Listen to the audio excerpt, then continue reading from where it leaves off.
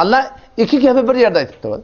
Nebbi ibadi enni enel gafurur rahim ve enne adabi huvel adabul alim. İki kepsi. İki kaptalına o demezsin. Nebbi ibadi ey Resulü Kudamen bendeleme haber ver. Enni enel gafurur rahim. Bir şey beni Allah bakşende o mehreban. Ona hiçbir şey yok. Yani bununla haber verdiktir. Ve enne adabi huvel adabul alim. Bununla ben bendeleme haber ver. Heleyden erkekten, şadan, gulamdan, gedadan ki beni Allah'ın azabı da katı diye. İki taraplıyım olmalı. Türk milleti naklet çıkarttır da ne? Bir dereden gargar, bir dereden yalqar ettir. Şol bir dereden yalqacak. Ne mi dedi ki? Ganimet sogabisi bu da etip durmalı. Hiçbir sogabisi kutah görmeli.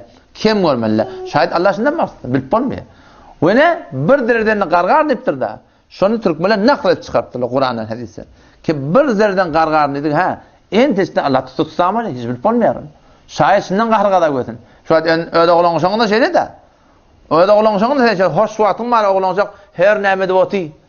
Sen bir parkyňa de. Şeýdämi? Çyrmaş boty bir emma bir gaňyrjan gowurjan bir gatym barmyk duran ýerim da. En tezip boty ýüleňe alyp berýär. Şeýle. Ödeňe başaňda şeýle de. Allah Taala qahrıqa adamyna girtip, bilemmi? Şo tat hatar musulman dogon şoňa habardar bolmaly.